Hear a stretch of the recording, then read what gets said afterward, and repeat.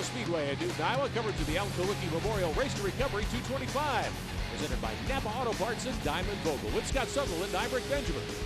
And we're riding along with Kirk Leone. I want you to listen to how long we're in the gas just before it happens. So Kirk Leone is behind the wall early tonight. Just with no sign at all, the motor let go, rod broke or something. So I hate it. We're in a championship series. You don't want to give up any of these races, and this is going to hurt pretty bad for us. But I just want to thank Awesome Awnings, Automotive Specialty. They built me great engines all year. I can't complain about the engine. It just, something broke. It's probably a part failure of some kind, I'm sure. But just a bummer deal. It's just racing. So hopefully we'll get something put in here and go to Southern National and try it again. You're in the gas so long here at this racetrack. It's not a typical short track. Well, while we were away, Mark McFarland ducked around Benny Gordon to lead some laps. That was back around lap 25. Gordon, though, stalking the 81 car, the Samuel Metals Ford, right behind that Sears Auto Center Chevrolet. Onto the front stretch here, lapping traffic already. I was watching that move, and I thought, maybe Benny Gordon's a nice guy. He'll let Mark McFarland lead a lap, pick up 5 points. And now I'm not wondering because they've been racing pretty hard. Yes, they have. Gordon to the inside. These two drivers, of course, conducted the BF Goodrich tire test here earlier. Now look at McFarland swing to the bottom and try to do that slide job to retake the point. Couldn't get it done, though. Let's go back to that aerodynamic issue. You can roll your front nose all the way up to that back bumper. You might be able to take enough air off, make that car a little bit uncomfortable on entry line. You duck out, get you a lot of nose, get it planted. You can make a move that way. Use the aero to your advantage. And yellow on the Speedway, Clay Rogers, the CNC Boilers 54. He has hammered the wall a ton with the right side of that race car, and that brings out the yellow here. 37 laps complete tonight of 225 in the Race to Recovery 225. Rogers, a couple of times a series champion. He will not see the checkered flag here tonight. Well, since we have a break in the action, let's get our Heinz Performance Tech Tip in. My buddy Scott Sutherland and the importance of good autometer gauges in these race cars. Gauges are all about information. You're headed down the driveway, the first thing you're going to do, unless you're my wife, is look at the fuel gauge. Make sure you have enough gas in the car for where you're going. Race cars are the same way. We have a variety of gauges in order to monitor what's going on inside the race car. These autometer gauges are well lit and user-friendly. First thing you're going to notice inside this race car, though, there's no speedometer. We use a tachometer to monitor the engine RPM, and we know about how fast the race car is going. Also critical when you're coming down pit road. We monitor the oil temperature, water temperature, and oil pressure. Now that's easy to do while you're under caution. Driver can look down at the gauges, tell the crew chief what's going on.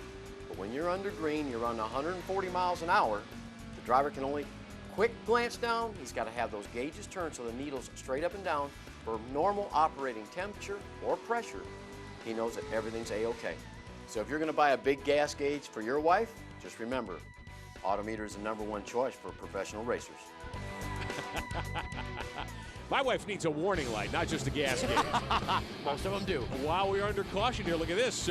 Pete Knight's car on pit road. Clay Rogers' team, they're trying to work on that 54 car. They're doing everything they can to get him back out. That's points. But everybody's hitting pit road. Going to make those stops. Going to get fuel. Going to get tires. Wow. One or the other, but not Benny Gordon. Hey, unbelievable. The 66 car. Gordon says, no thanks. I'll stay up on the racetrack and be the restart leader. He is the North Tour regular season champ, won the opener here in the championship series. Green flag is back in the air on lap number 42 at Iowa Speedway. And Benny Gordon sets sail again. Clay Rogers' team says no thanks. They push the 54 behind the wall. And Gary St. Amant, the Jegs.com, Jegs mail order Speedco HTS mulch car. Now they're behind the wall early tonight as well. How about Bobby Gill, the defending series champ in the USG Sheetrock 06? Didn't qualify too badly tonight. He's starting to make his way up through the field.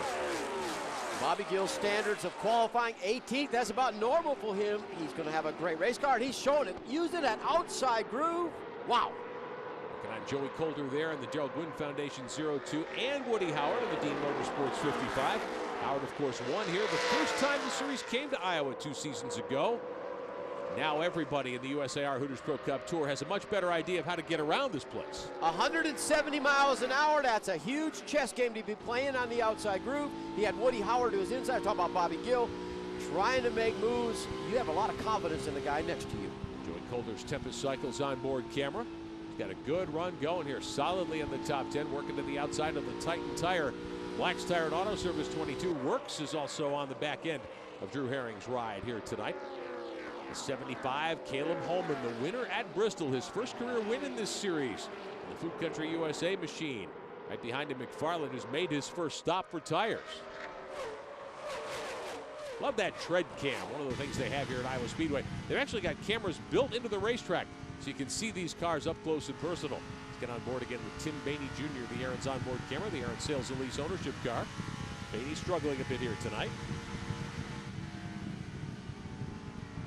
Down into turn number 1. Gill still on the outside of Woody Howard. Two guys who really know how to race in this Hooters Pro Cup Series. Bobby Gill had cleared Woody Howard at one time, had a 3 sailing in front of him, just couldn't make it work. A young Hunter Robbins who won a race in his rookie Hooters Pro Cup season in Tracy Goodson's 6 car, the Goodson Consulting Machine.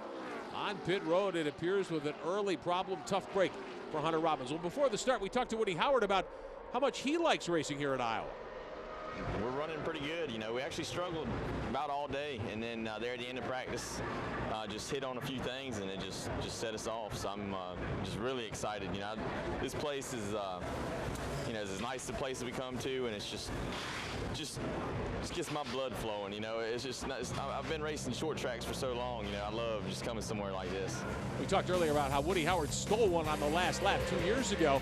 Here he is now in that black 55. Hasn't led a lap yet. White flagger Daniel Johnson in that white 3 car, and Marty Lindley driving the Blacks Tire and Auto car. Here's Justin Hobgood in the 16, and Woody Howard somehow prevailed at the stripe. You only have to lead the 1 lap, and that's the most important one.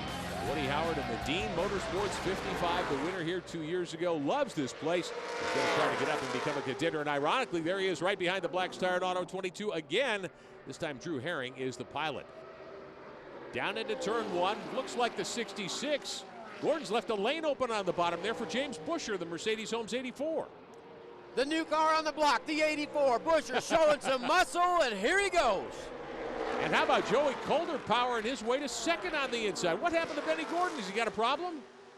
Maybe, just maybe you push that car a little bit too hard, you overheat your tires. Woody Howard has slammed into the wall in the 55. We were just talking about him a moment ago. He's gotten into the wall at the start-finish line. No caution. Busher will continue to be the leader. Coulter now moves to second. We'll be back at the Iowa Speedway. Don't go away. There's more from Iowa Speedway.